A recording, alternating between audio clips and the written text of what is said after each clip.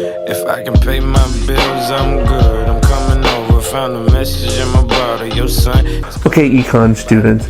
So look, at the end of the day, we're living in the richest country in the world at the richest point in human history, right? So regardless of how bad each and every one of us may or may not have it, right? In general, we have more access to wealth than a lot of other people in the world, right? Just take, for example, the assignment that I had you do where you looked at where your clothes were made, right? I want you to really think about the fact that your choices impact other people. Where you choose to put your money or not impacts the lives of people in countries where you'll never go, right? And people whose faces you'll never see will either benefit or be hurt by the decisions that we make. I'm not saying that you need to make sure that every article of clothing you buy is made in America. I just need you to be conscious of where you fit in this, right? So when we're talking about global poverty, there are a lot of people who've spent a lot more time thinking about it than I have, so I'm going to kick it over to them. But I just want to say, in general, things are getting better across the globe, right? Just since 1990, when there was 1.9 billion people living in extreme poverty, the World Bank considers extreme poverty to be anyone who's living on less than $1.90 a day. Of those people, it's gone down to now only about 735 million people are living in poverty. But that's still a crazy amount of people, right? 730 million. That's like 10% of the planet, right? 1 out of every 10 people is living in this kind of extreme poverty. And so even though things are getting better, it doesn't mean that it's okay. And especially in one of the 5 countries where half of those people are living, right? India, Nigeria, Ethiopia, the Democratic Republic of Congo, and Bangladesh. Remember that country where we were talking about where that factory collapsed on garment workers? Of those countries, there's so much poverty, right? And so when we're thinking about this, I want to just kind of pose this question, and it's going to come up in the next video. Can we, in our current society and as a global civilization, end extreme poverty? Watch this video and I'm going to catch you.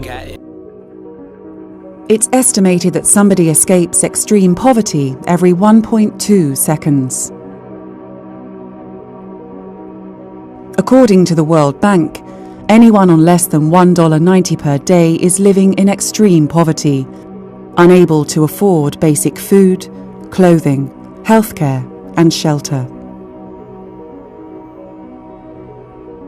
Absolute poverty rates have fallen faster in the past 30 years than in any other time on record. This is a remarkable achievement, but the task of taking people out of the worst poverty remains a huge challenge. The impressive fall is the result of changes in just 2 countries, China and India. In the 1980s, the majority of people in both of these countries were living in extreme poverty.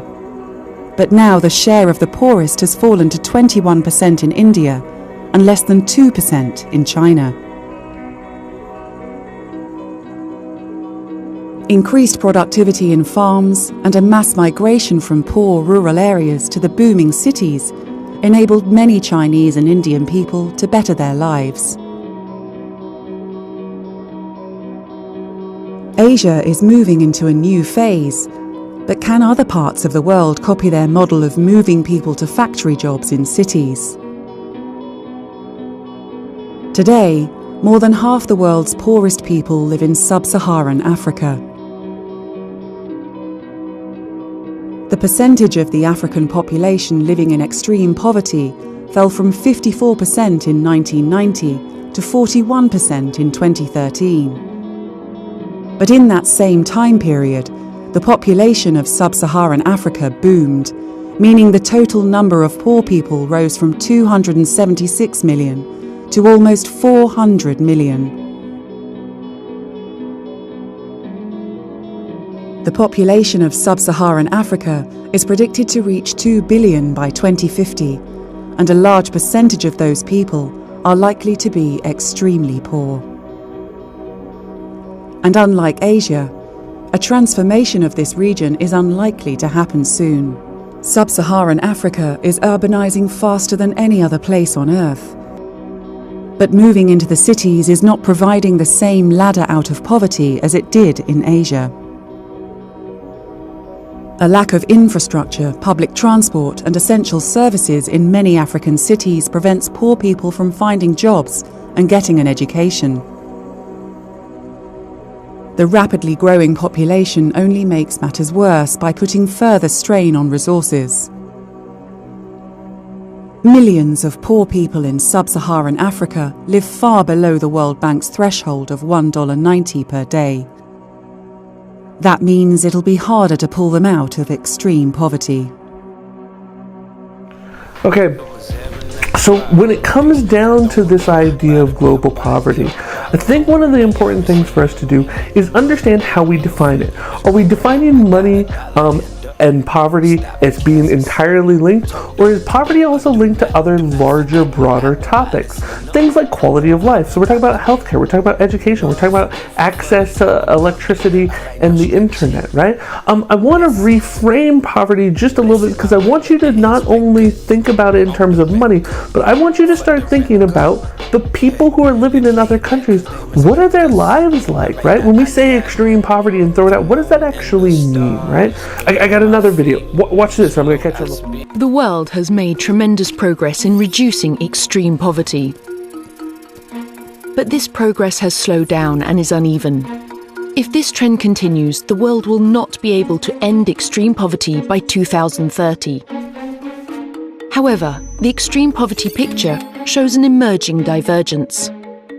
While extreme poverty is still stubborn in some low-income countries, several others have made rapid strides in moving people out of extreme poverty. But that doesn't mean poverty is completely eradicated in those places. That means to make poverty history, we can't only rely on historical ways of measuring poverty.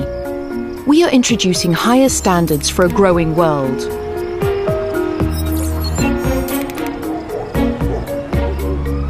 Also, as countries grow, their outlooks of what constitutes basic needs vary.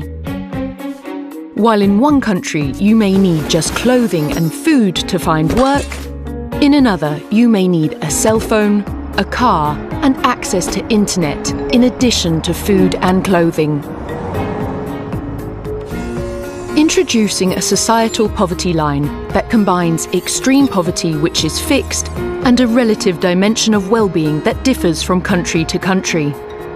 But poverty isn't all about money. To get a full picture, we need to understand that deprivation comes in many forms and use a new, multi-dimensional measure that not only considers income, but also education, electricity, water, and sanitation. Finally, to expand our understanding of poverty, we need to go inside the household to learn how resources are shared. Globally, 104 women live in poor households for every 100 men. However, to know how many women are poor, we need to know how resources are shared within households. This requires more investments in survey research. It is possible to strive for a world in which all regions, countries, households and people experience the benefits of poverty reduction. But for that, we need to piece together the poverty puzzle to understand its full impacts. Okay, so last thing, what are you going to do with this information? Now that you know that this is going on, now that it's been put in your face, what's up? Are you going to act, or are you going to sit on that information, right? I'm going to leave you with one more video and an assignment, but I really want you to start to ask yourself, are you comfortable wearing clothing on your back that was basically made by slaves? Are you okay with that, right? It really matters what we do, and I just want you to make conscious decisions, okay? Catch this video and then do the assignment, and I'll catch you in your project. Global poverty is a problem that can be solved in our lifetime. You may have heard that statement before, but is it true? And if so, what will it take to make it a reality?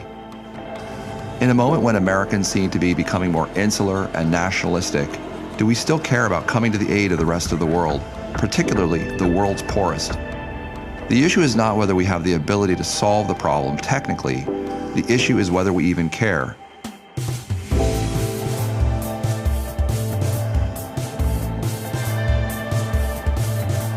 Americans seem to be losing the will toward eliminating poverty around the world. Only 1 in 5 Americans said they are extremely concerned about global poverty, and that number seems to be declining. And it's a problem among younger Christians as well. Millennials are no more likely than the national average to be extremely concerned. Is solving poverty and helping the global poor yesterday's issue? Is it no longer the hot topic of the day? We need the imagination to think that it might be possible. Without it, we'll never be able to make the solution a reality. As Bono, a leader in the movement against global poverty, says, we can't get this done until we really accept that we can get this done.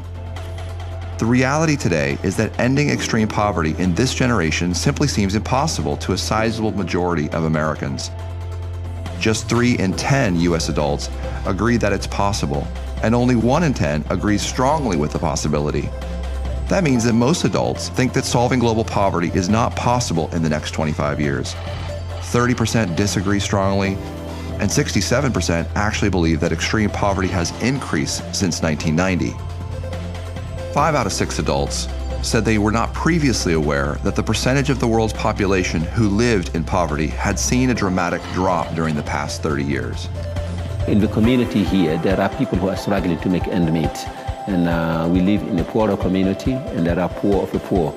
We are working always creative ways to be able to build bridges. So we train people in skills for self-reliance, like tailoring, agriculture, cattle raising. So we are praying and trusting God for all these people to succeed in their schooling and to be able to provide for their own families and to provide for their communities and to become leaders, trusted leaders in Burkina Faso.